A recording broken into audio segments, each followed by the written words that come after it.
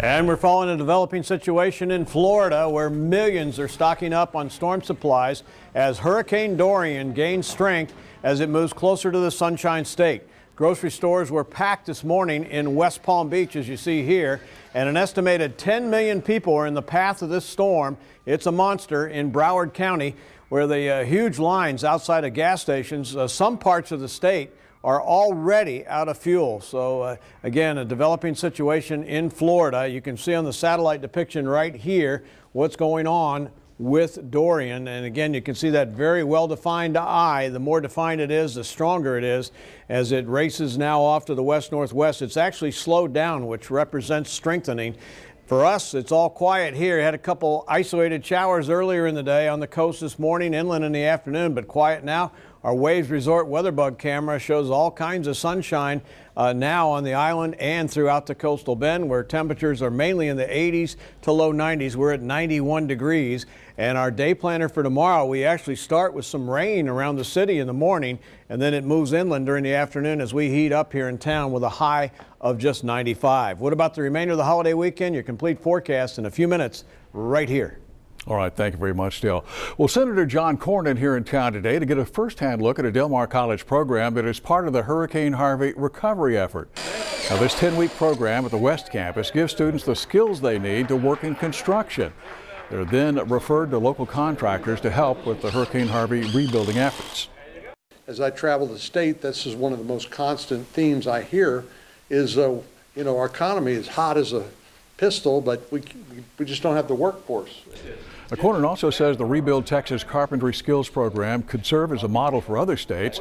And if you're interested, you can find more information about this program on our website. That's christv.com. Well, Facebook has really helped bring a group of social media newcomers to come out of their shells. And the local community has really built a bond with them. Find out why after the break. Woo.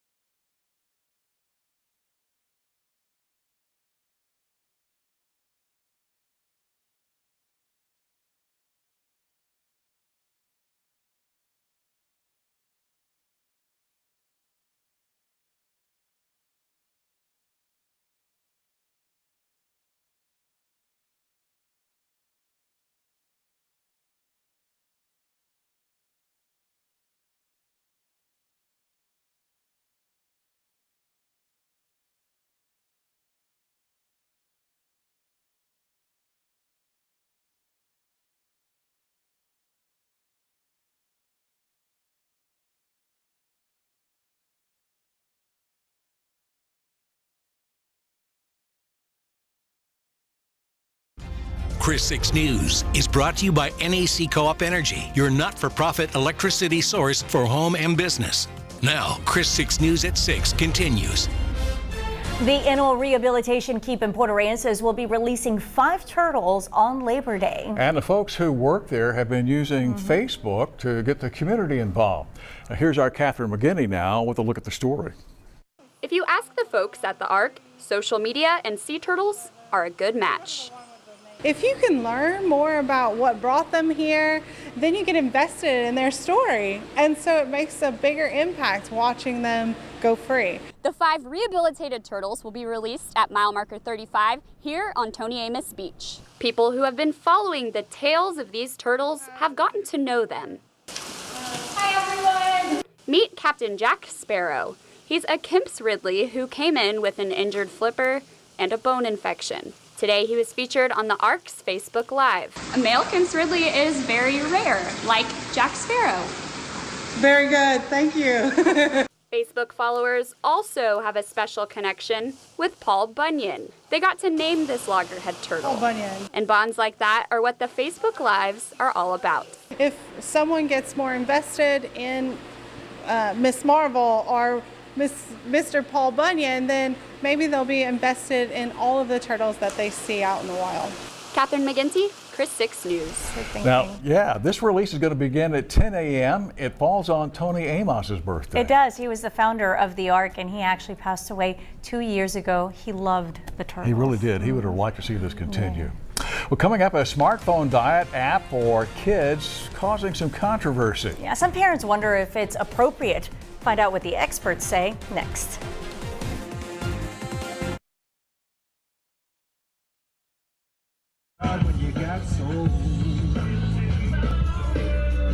Mic test 1 2 1 2 live from Ray Aikens Wildcat Stadium. Okay, here's Paul's mic. Here we go. Paul's mic. Wildcat Stadium, Portland, Texas. Hey, count me down 4 minutes, okay? And then I'll get out and I'll throw it to break. Thank you, bud. Okay. That's right, we have a bomb.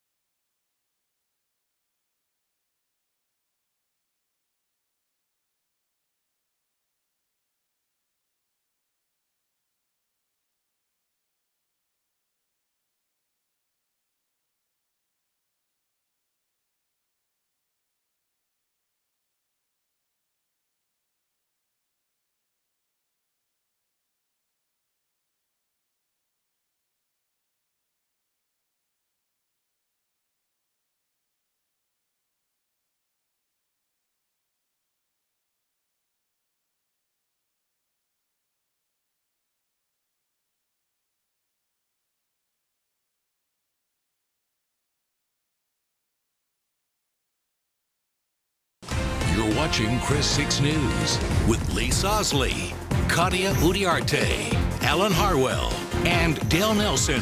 This is Chris 6 News at 6.